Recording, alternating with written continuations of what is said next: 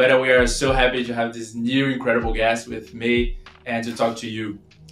Sam Popp, she's a professional event and lifestyle portrait photographer based here in New York City. I know she was born and raised in New Jersey, so she knows pretty much the area, and brings a lot of a diverse background of marketing, sales, and event production to her current career.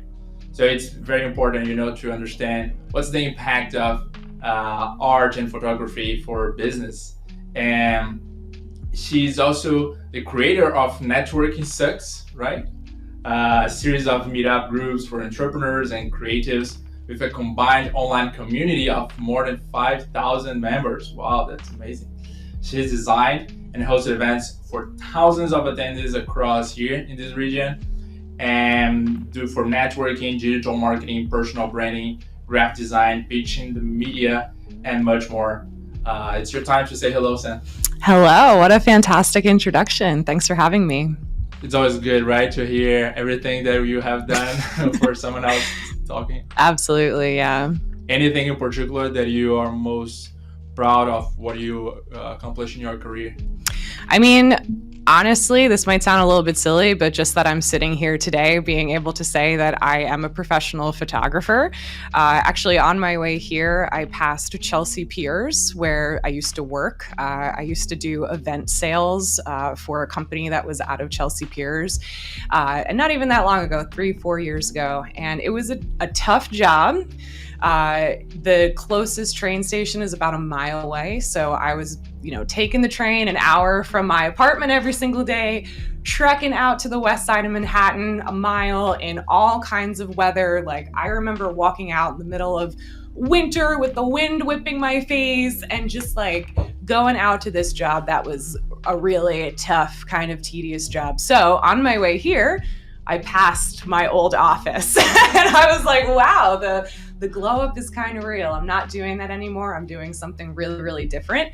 I think all of the steps in my career have very strategically led me to be here. But I think just to be able to sit here and say, I'm living in New York City, I'm shooting photography professionally, full-time now. I could have never imagined that for myself, and I'm really proud to be able to say that. That's amazing. When was it, this last job in Chelsea? I was working there, from 2018. Yeah, I started there October 2018. So just almost 4 years ago. Yeah. And I worked there for about a year until I transferred to the corporate office, which was in Times Square. So I worked for that company for about almost 4 years, but out in Chelsea Piers for about a year. It was a long, hard year, but here we are. Yeah, and that's incredible how much you can change and go to another level of your career in such a small time. It's not like a long time. Absolutely. Yeah. And it doesn't feel like a small amount of time, and I look back on that time and just remember where I was when I started that job, or who I was when I even applied for it. It feels like a totally different person. But then you look back on it and you're like, wow, 4 years is actually really not that much time. But that sentiment inspires me, because I think if I've been able to achieve and build that much in 4 years, where will I be in the next 4 or 5 years? Like, a lot of change and impact can happen in a really small amount of time. Yeah. I love a quote that says, people care so much about what we can accomplish in 1 year, but we don't think about what we can do in 10 years. You can rewrite this for not 10 years, maybe 4 years. Yeah, 4 or 5 years for sure. Yeah. That's amazing. And why do you think it's so important, photography for events? What's the importance of this? Sure. So I think it's super important to document and to memorialize events, whether that's a grand opening of a new business or a wedding or even just a small birthday party. I think a really big learning moment for me was really just a few months after I had bought my first camera. The first camera I bought was actually also in 2018. $400 Nikon, super entry-level camera.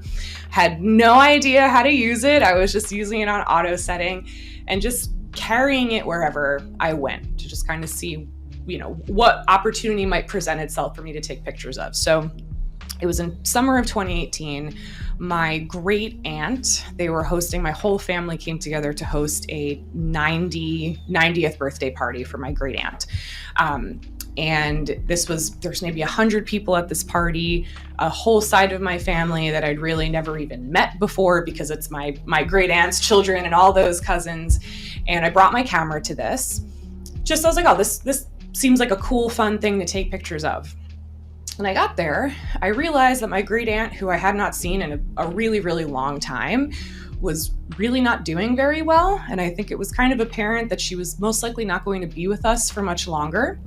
And my grandmother, who lives in New Mexico, was here for this party. This had probably been the first time that she had seen her sister in a very long time, and perhaps the last time that she was going to see her sister. So it was at that party that it kind of clicked in my head. I was like, wow, I need to start taking pictures to document who's here and what's going on. So I took it upon myself to kind of start organizing portraits and get my great aunt's 5 children to come out to the back and to arrange them for a portrait. Mind you, I had absolutely no experience shooting events. I barely knew how to use my camera at the time. I think I just understood the gravity of the moment. And I remember one of her sons kind of made a little passive-aggressive comment to me and was like, oh, what are you, a photographer? And I was like, well, I didn't really know how to answer that. I was like, oh, well, yeah, I got the camera. I didn't really feel comfortable calling myself a photographer in the moment. But I was like, yeah, I am. And I didn't say this to him, but in my head, I'm thinking, this might be the last photo that you get with your mother, So I pose them for photos. But now you can say in front of the camera. Right, yeah, I'm like, I am a photographer now. Maybe not 4 years ago, I didn't feel comfortable, but definitely feel comfortable saying that now. But yeah, we shot a whole bunch of photos, made sure I got photos of her with my grandmother, her sister. Yeah. And I will tell you, within 2 months, my great aunt passed away. Wow. So we had this whole gallery of photos of her celebrating with all of her grandchildren, all of her children, all of her family, just because I decided to bring my $400 camera in. So I think that's the importance of it, is documenting and memorializing these moments. There's obviously a whole spectrum from personal events and what those mean up through corporate and business, and being able to document moments at a corporate event, to be able to show to investors, to be able to show to customers. There's a whole spectrum of it, but being able to capture those moments to be able to share them later is super important for a lot of different reasons. That's amazing. So have you printed those photos? I have not. To be honest with you, they are not the best photos in the whole world. I look back on them now and it's a little cringy, but I'm sure that her children printed them. I remember one of her daughters being super, super gracious and very happy to have those photos. So I'm sure prints exist of them somewhere, but just not in my home. That's amazing. That's good. So you mentioned, so it's not just for likes that we post on social media, right? You needed to have a strategy behind why do you want to capture those moments. And of course, talking about personal life, it's about the few moments maybe that you're gonna have together as a family, like everyone together, especially when you think people that is getting old, not gonna have like more 5 years with the person. Maybe you're gonna have 4 or 5 more times, like if you see them once in a year, right? Right. All right. So, and you also love partner with local business to create a lifestyle portraits aligned with the marketing needs. How is this briefing for you? Like, how do you get the briefing when you go to a project, a new project? And what is the main difference between working with local and small business to work with like big companies? Sure, that's a great question. So something that I'm exploring now and building out more as a focus service is doing branded lifestyle portraits in addition to my event photography. So what this means is, like, for example, a recent shoot that I had, this fantastic woman named Joan in New Jersey who owns Mindful Rebel Studio. She owns her own 1,100 square foot private training studio. So she's a very experienced physical trainer, and she has her own huge gym where she sees clients. So she wanted photos of herself, not just posed portraits, headshots, like smiling in her gym, but showing her working out, showing her cleaning up around the gym, showing her doing the different work tasks that it involves to run this facility, as well as bring a couple clients in and do like a little stage training session. And I photographed that as well, because this winds up being content that she can use across her website, across her social media, to really show people what the experience is like of coming in and working out in this kind of facility. So To your question of how I get briefed for that, there is always a strategy call beforehand. Every single person is different in what they need and what they want. For example, from that call, I understood that she needed a whole bunch of website content, which is different than just social media content. So that was my mindset going into it. It's like, hey, we're going to shoot some photos of you picking up the barbells, but also just some shots of the barbells, right? Because that shot of the barbells could be a great background header on your website, right? Mm-hmm. So there's always a strategy call where I'm learning more about your business. What do you do? Why do you do it? Why do you love it? What are the kind of clients that you work with? What does work look like for you? Because that can look like something different for a lot of different people, right? So that from that strategy call, I can develop a shot list so that we're going into the shoot together and we know exactly what kind of content we want to create and the kind of photos we want to take when we're there. So really just getting to know each person that I'm taking photos of and taking the time to do it, which I've heard that not all photographers do. A lot of people just show up and try to take photos, but there's absolutely going to be a difference when you come into a shoot with a little bit more of an informed eye as to how the person wants to be portrayed. For example, I asked her that question, how do you want to be portrayed to the people that come across your website, right? She said, I want to be portrayed as approachable, get professional, right? Like, going for physical training, going to work out with somebody can be really intimidating, especially if you have an injury or you're overweight or a lot of people have insecurities around working out, right? Just like, I want people to come on my page and I don't want to look like some intimidating, crazy personal trainer. I want people to know that they can come to me and share those insecurities and we're going to work through them together. And they see that I'm professional, I'm legit, Yeah. So those were the two words I had in my mind for the whole 3 hours we were together. Like every pose, every shot of her, every facial expression I tried to direct out of her was to make her look approachable and professional. So trying to get to know people and understand why they do what they do and how I can create content and photos that serve them is, I think, one of the biggest things I try to do in my business. That's amazing. It's all about understand what is the story behind they want to talk to their audience, right? It's all about what's my audience? Who are the people that I want to talk with? And what's the main difference when you're shooting you said social media to website is because social media needed to be more instant photos. It's you don't, but also you needed to have a storytelling behind, right? Sure. I think the difference in my perspective when I'm shooting something for web versus social media, the website stuff is more of the decorative kind of content. Like, for example, it's just going to be the barbells on the header image on the about page, So I'm shooting more of the background, the details. I'm a big fan of going into a space and finding the branding or finding the little things in the space that make it different. So shooting those details and with the intention that there'll be more of background images as opposed to something that's telling the story. So the content for social media, the photos we're going to take for social media are more of those storytelling images, the actual portrait and pictures of the person. Nice. That's amazing. And most photographers are made in a brief moment, right? When you take a photo, it's that single moment. And a split second where a particular event becomes unique, frozen within the continuum of time. A moment that would otherwise have been visible to us, so you can really take that moment. So what are you most passionate about in your profession? What are the details? I think you are sharing some of those passions in find the small details about the person or about the business. And at what point did you decide to focus on photography? You said you bought that camera, but what made you buy that camera? Sure. So let me start with that. I'll tell you how I wound up in this chair here saying I am a photographer. I bought a camera in 2018.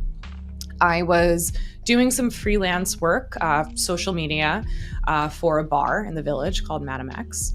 And I decided, you know what, I want to get a camera now. I think this is, they're hiring me to run their social media and make sure they look good online. And I have a little extra income from this gig. So let me go ahead and invest in my little $400 Nikon camera.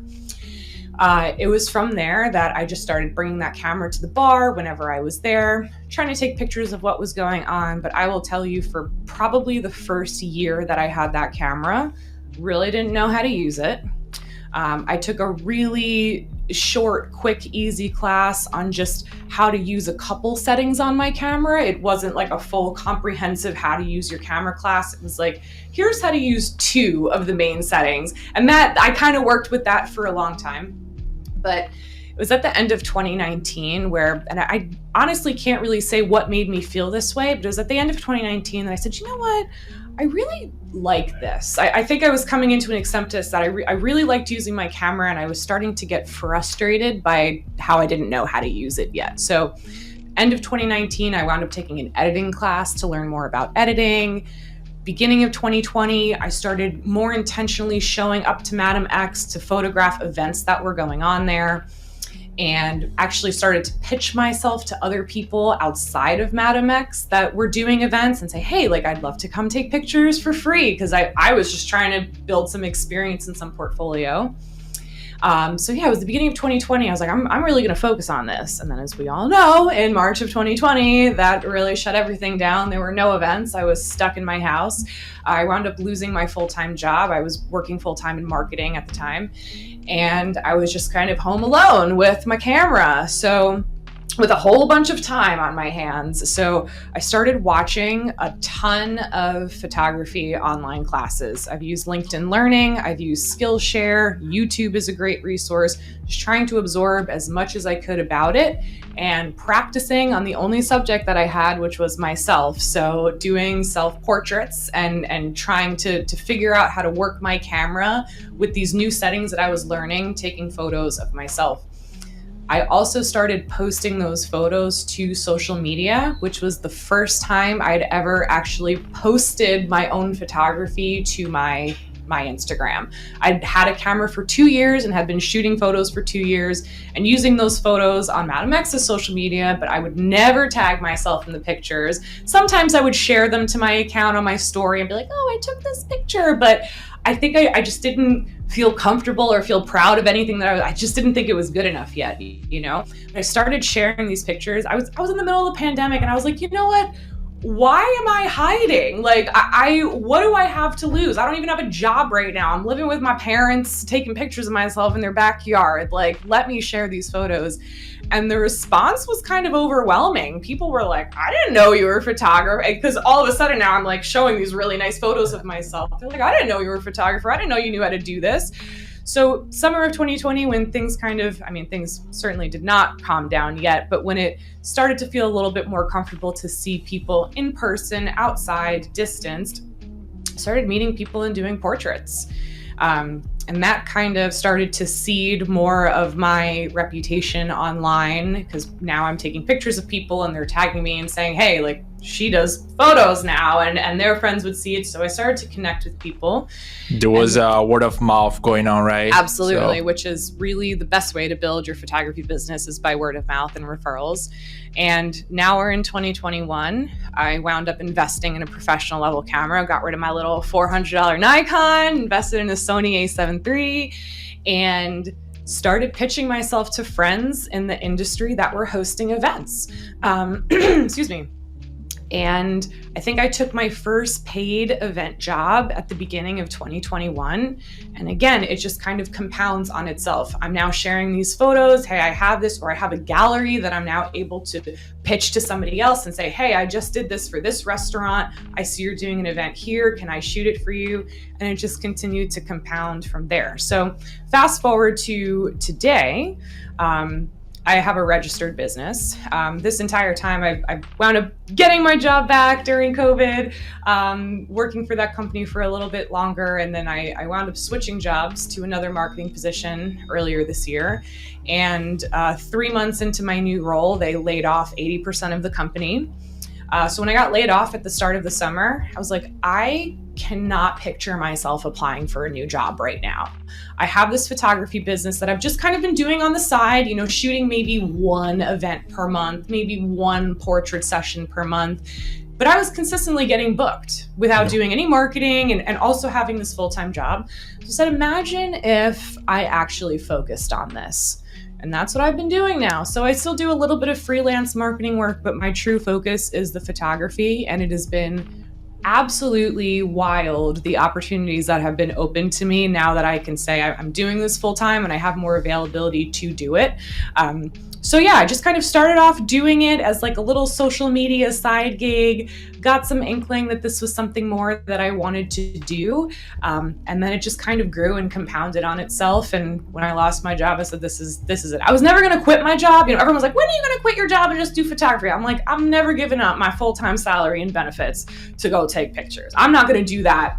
I'm not going to make that move. Yeah, but the company made the move for me, and I was like, whatever. I'm in it now. I'm a photographer. So that's perfect. Yeah, now you're all in. I think sometimes you needed this kind of push. Either you needed to push yourself, or the world will give you this sign for you, like, hey, this is your dream. This is what you were born for. At least, I don't know. Like our careers, maybe we're gonna last for a long time. So how do you see moving forward now, like in 1 year, 2 years, 5 years from now? Do you see have like a team that you want to train them to be also professional photographers, or you want to develop new skills around photos, not just photos but videos and additional services? Yeah, that's a great question. And I think that is what I'm presently sorting through in my own head, because there's definitely a lot of pressure when you look at content online, or even from other photographers that I'm friends with, like,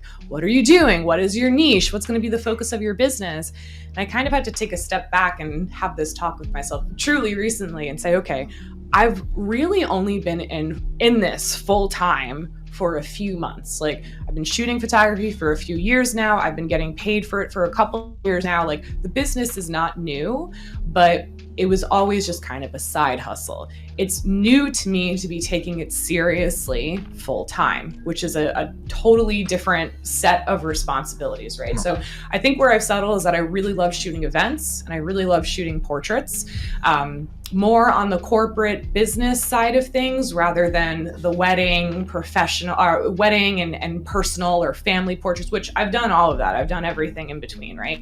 But I think I've settled on events and portraits, and I'm continuing to move forward. I'm building the processes in my business that I need to support myself to do it full time. Listen, at the start of the summer, I wasn't even using contracts. Now I wouldn't even shoot anything without a contract. It's incredible the infrastructure that I've built in such a short time. But to your question of where do I see myself in a year, hopefully still doing photography. I hope there's no career change within the next year. Hopefully still doing photography. But I hope to be doing it at a higher level, a higher scale, with alignment to projects that are interesting and fun to me. Okay, good. And photography is used a lot in the advertising industry to convey a sense of glamour and envy in order to sell us things. It's part of the job, right? To how you gonna make people and convince people to buy that, or to work with that, to make their life attend to that business, right? So it sounds a lot of fun in one side, but you probably face a lot of problems. I remember on my wedding, the photographer, he wasn't doing like all the shit, and at the end he was like wasted. He's so tired. Yeah. So what are the things like behind the scenes that people don't see? It's just fun, but yeah, that's a good question. I do get that a lot, because when I tell people that I shoot events, a natural reaction is like, oh, that must be so fun. You must get to go to a lot of cool places and meet a bunch of cool people, which is absolutely true. I get to eat a lot of really good food as well. When you have time, right? When you have time. Yes. Do you put in the contract? I sure do. I sure do have a photographer's meal in my contract. If it's an event where there's going to be food.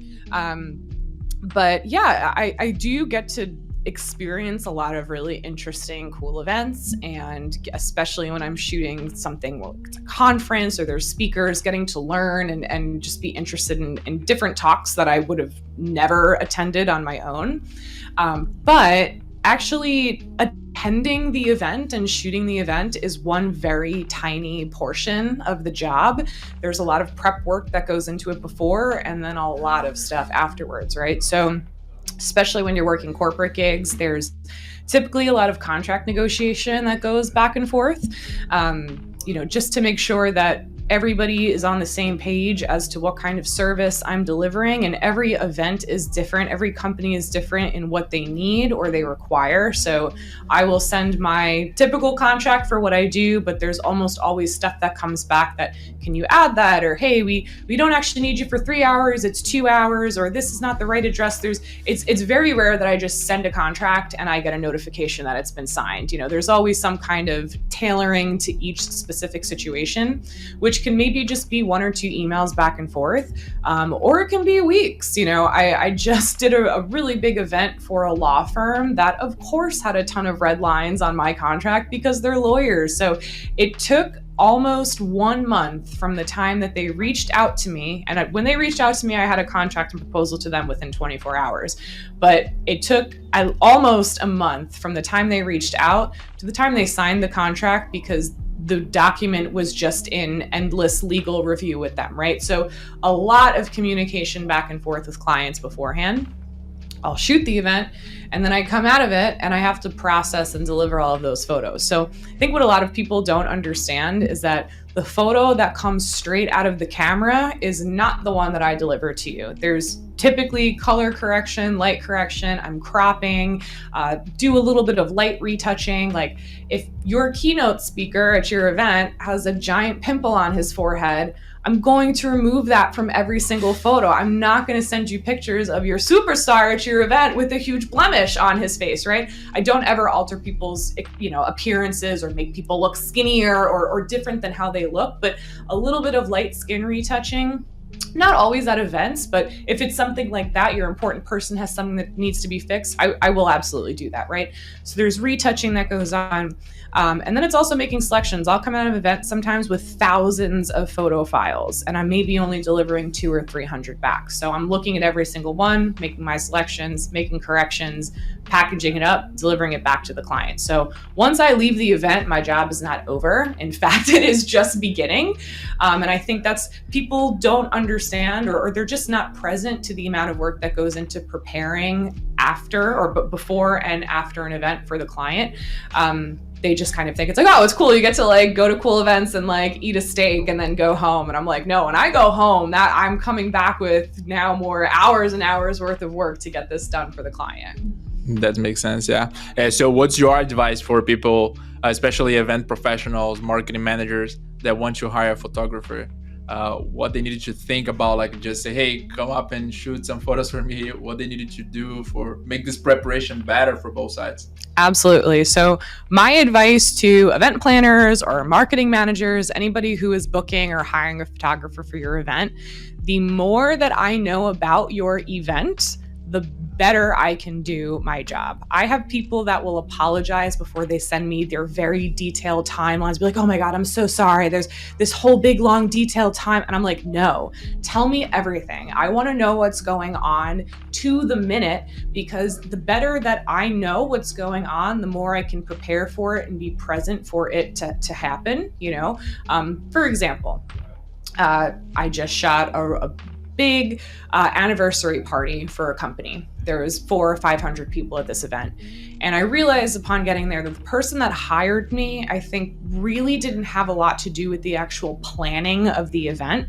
She was just like, oh yeah, there's just gonna be some past appetizers and there'll be a quick little speech and they're gonna give a gift to the owner of the company and that's it. I said, okay. We walk in and find out that there's a jazz band playing. They had magicians going around. They had appetizers, but also a full dinner being served. They had all kinds of little branding things around the space, like branded chocolate-covered Oreos and note cards. This is all stuff that I'm going to shoot when I'm there, right? Now, I'm a professional. I'm going to take photos of everything, and I don't. Whether or not I knew there was going to be a jazz band there doesn't necessarily impact how I'm going to do my job. I'm going to do it either way. But just coming in and finding out that there was all of this stuff going on, I was like, all right, wow, okay. I'm going to now have to manage my time around all of this, as opposed to just thinking I'm going there for 3 hours taking pictures of people talking, right? So the more that I know about your event, over communicate with me, send me timelines. Sometimes I really have to pull this out of people. They'll just say, oh yeah, it's just going to be 3 hours of people hanging out. Like, it's never just 3 hours exactly of people hanging out, So who was this person that hired you? It was not part of the event planning? I think she was part of the overall creative team that was tasked with putting the event together. So I think they tasked her with hiring the photographer, but I don't think she was the one that was also booking the jazz band or ordering any of the branded things. I think they were just like, get a photographer. Yeah, and she did. Give her a task. And I had a phone call with her beforehand. I was like, is there anything I should know? Are there any VIP people that I should be taking photos of? That's also an important one. If you're having this big company celebration, who's the CEO? Who are the owners here? Who do you want to make sure is highlighted, right? In a room of 500 people, that's kind of hard to pick out. She told me she was going to send me some faces of people and wound up not doing that. So I didn't know who those main players were until they had a little gift giving ceremony halfway through. But then I knew, I'm like, all right, let me follow these guys. These are the owners of this company, So any information that you can send about your timeline, the people involved, what's important, that's going to make me do my job better, and you will get a better result and better product, more informed that I am going into it. Do you have a list of requirements that you send to them sometimes? Like, please tell me at least those things and give me back on this document, on this RFP process. I do. A reverse RFP. Right. So I do that. So just as I described earlier with lifestyle portrait sessions, that I have a strategy call to learn a little bit more about the business. That's a little bit more involved, just because it's a little bit more personalized. But I also do ask to have a phone call with every single event client that I have as well. Sometimes it's a little bit more involved. For example, if I'm shooting a wedding, I'm not primarily a wedding photographer, but I will do it for friends that I have that are getting married. Sometimes I'm having multiple calls with my brides to go over their timelines, because a wedding event is such a long day and there are so many different components of it, right? But I'm always making sure that I grab somebody on the phone call to at least talk through their timeline. I think what I'm learning as I continue to build my business is that people have different involvement in the event planning process, or they don't think of a particular detail of their event is important for me to know. And then I get there and I'm like, oh yeah, this is something that I should have known beforehand. So I'm also learning to ask more detailed questions and to really dig in, especially when I don't think I'm getting the information that I need. But yeah, I'm always getting every client on the phone to talk through what they need and the kind of shots that they're asking for. Perfect. And you mentioned some of the customer mistakes. Can you tell us a little bit of your own mistakes? I don't know, maybe you forget a backup battery at home or any component that you need at the time of shooting, anything in particular that, and also how that mistake bring you so much learning and knowledge after that. Sure, that's a good question. I will say, knock on wood, I have never forgotten a battery. Yes. And now I'm always bringing multiple batteries to events. That's kind of what sets apart a professional photographer from just someone who's like doing it, is that I'm showing up with multiple backups of all of my gear, because you don't ever want your photographer to come up to you halfway through an event and say, oh, my battery died. I can't, like, no, that can never be an excuse once you get to this level, right? But what I will say in terms of a mistake that I can say that I've made in my business is just not implementing contracts sooner. I'm very grateful to say that I've not ever had an issue come up from a gig that I've shot without a contract, because I've shot tons of gigs without contracts. However, what I find is that a contract is, while it protects you from certain situations or liabilities, what it is a centralized place in writing to have all of the expectations around what I'm doing for you, right? So I would find, before I had contracts, always get a lot of the same questions, like, oh, how long is it going to take for you to get the pictures back to me? Or how much is the deposit? Or when should I send you the deposit? Or, are you going to be able to Photoshop this thing for us, right? I felt like I was wasting a lot of time going back and forth with people over these simple, frequently asked questions because I didn't have a document to refer to, right? So once I've implemented contracts, and now, as I said before, I won't shoot anything without a contract now, whether it's a portrait or an event, no matter how small it is, there's always going to be a contract for me. That amount of questions has decreased a lot, because people read the contract before they sign it, so they know, okay, this is when the deposits are due, or okay, she's going to turn around the photos in a week to us. Those questions are answered. And I also think it's important to have it because I'd rather point fingers at a document rather than point fingers at each other should any kind of question arise. Like, for example, and I have had this happen to me, you will have somebody that will ask you for all of the photos. They think that you are hiding good photos from them or you're not delivering good photos, right?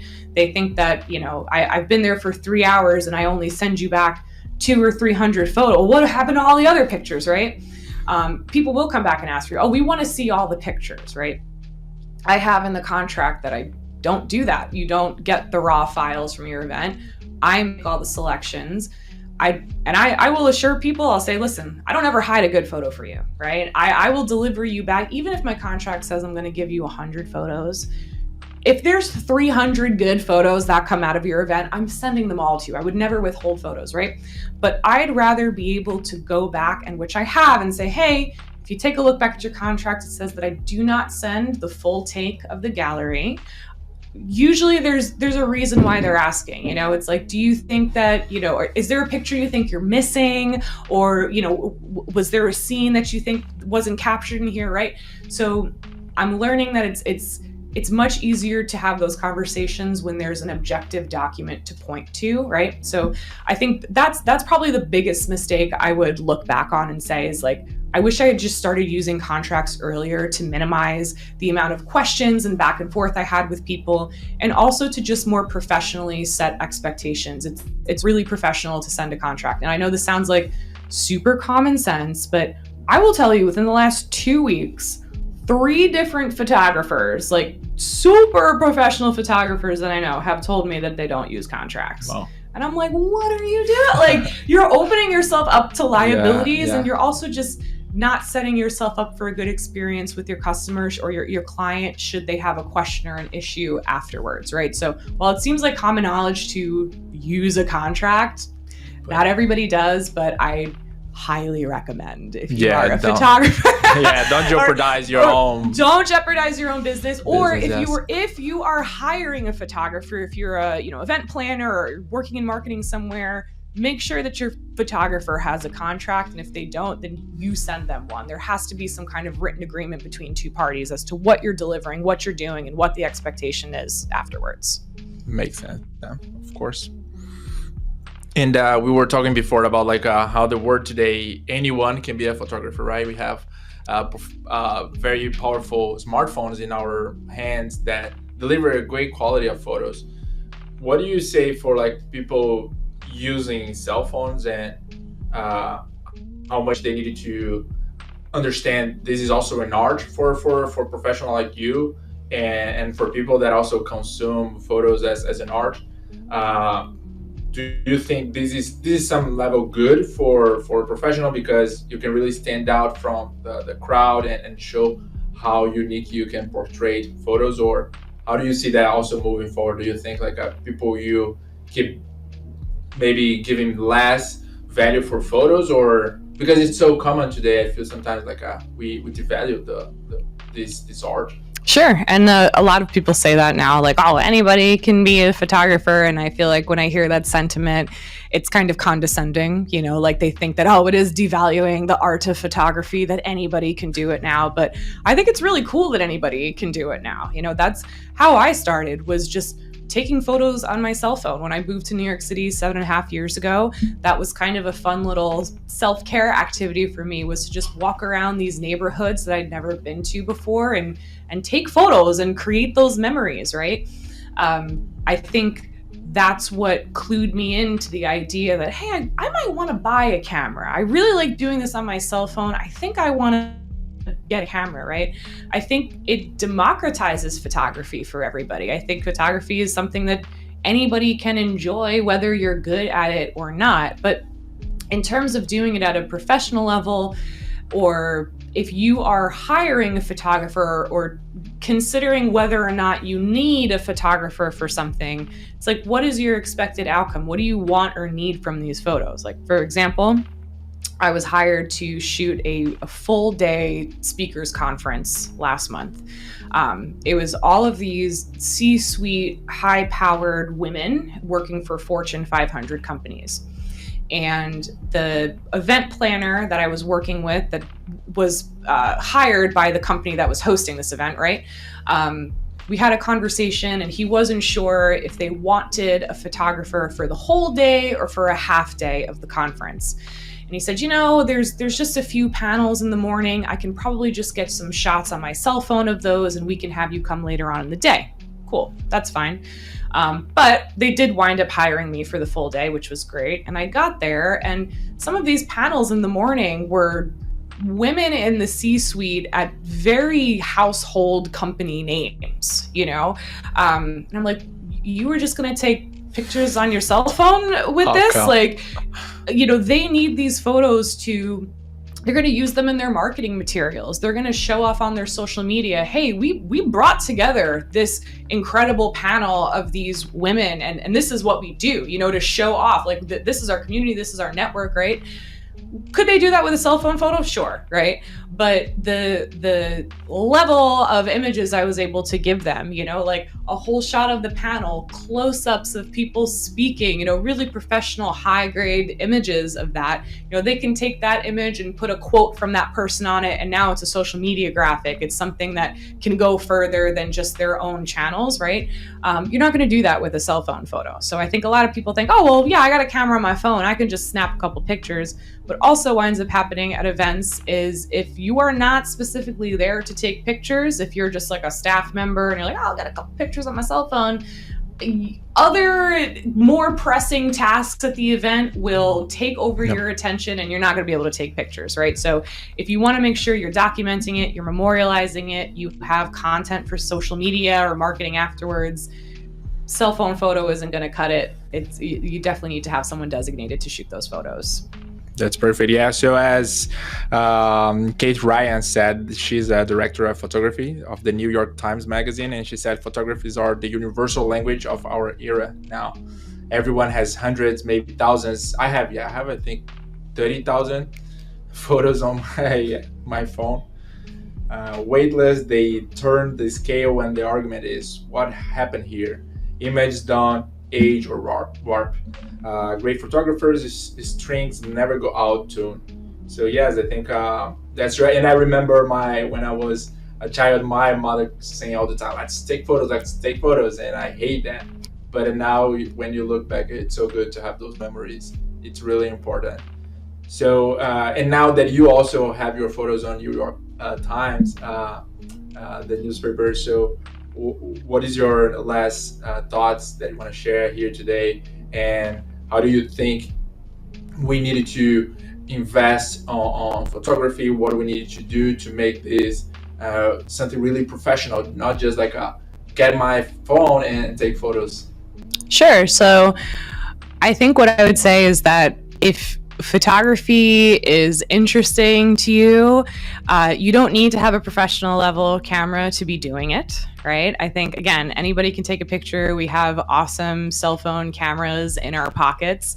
I don't think having a camera or not having a camera should prevent you from exploring it, or I'll have a lot of people that will say, oh, I really want to do it, but I have, just like a crappy old Canon, like I don't really know how to use it. I'm like, just start taking it out and using it. I tell everybody, and I've said it on this podcast too, I started off with a $400 Nikon.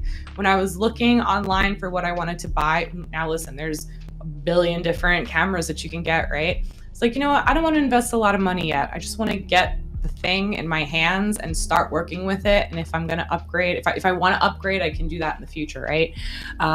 Just start taking pictures if it's something that's interesting to you, and you never know where it'll go. There are sometimes I walk into rooms now and I'm like, I would have never been here had it not been for the fact that I have a camera in my bag right now, right? I've been able to, access incredible venues, see incredible speakers, be able to capture portraits of super interesting people that I would have never been connected to otherwise had it not been for my photography business, right? So I'm super grateful for it. I'm super grateful to be able to say that I'm doing it full time now, and just really excited to see where it takes me next. Amazing. Thank you. That was such a pleasure to having you here today, Sam. And I hope we can see you around in some events, you shooting and companies using InEvent platform. Thank you for all your knowledge sharing here today. And I hope we can connect soon again. Cool. Thank you for having me. And if you want to follow me on social media, follow this journey. My Instagram is Sam Popp Shoots. It's SAMPOPP Shoots on Instagram. I'll see you there. Thank you so much. And I hope to see you in the next InEvent Talks episode. Take care.